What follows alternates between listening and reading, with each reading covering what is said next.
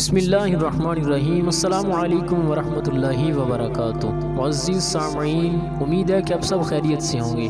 آج کی اس ویڈیو میں ہمارا موضوع کچھ جدا گانا ہے۔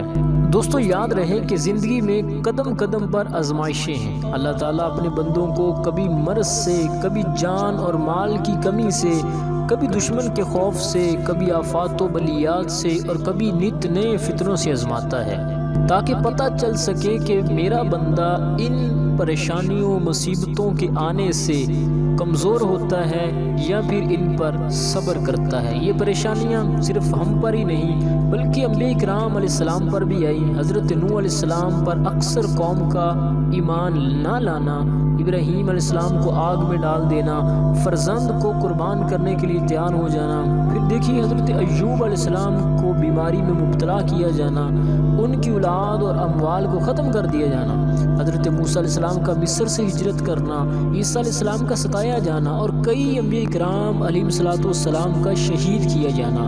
یہ سب آزمائشیں ہی ہیں، لیکن انہوں نے اس پر صبر کیا۔ ہمارے لیے آزمائش کی گھڑی وہ بھی بہت سخت ہوتی ہے جب کسی کی اولاد کا انتقال ہو جاتا ہے، اور وہ مشکل گھڑی ہوتی ہے، لیکن اس وقت اگر کوئی صبر کرے اور انا للہ و انا الیہ راجعون کہے تو اس کی فضیلت کیا ہے۔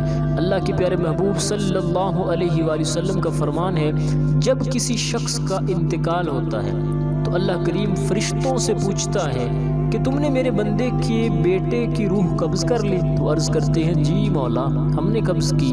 پھر فرماتا ہے تم نے اس کے دل کا پھل توڑ لیا؟ تو عرض کرتے ہیں جی یا اللہ جی ہم نے توڑ لیا۔ پھر فرماتا ہے میرے بندے نے کیا کہا جب تم نے اس کے جوان بیٹے، چھوٹے بیٹے، چند دنوں کے بیٹے، ایک ہی بیٹا تھا، اس کی روح قبض کر لی؟ تو پھر اس میرے بندے نے کیا کہا؟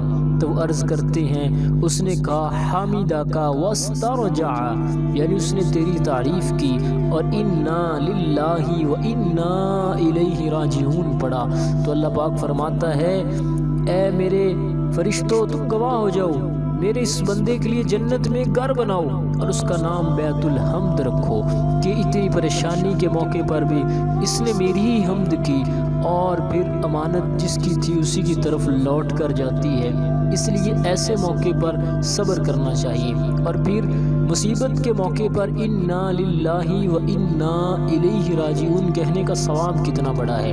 سرکار مدینہ صلی اللہ تعالی علیہ وآلہ وسلم نے فرمایا جسے کوئی مصیبت پہنچے اور وہ مصیبت کو یاد کر کے انا للہ و انا الیہ راجعون کہے، اگرچہ اس مصیبت کو کتنا ہی زمانہ گزر چکا ہو، تو اللہ پاک اسے ویسا ہی ثواب عطا فرمائے گا جیسا مصیبت پہنچنے کے دن عطا فرمایا تھا۔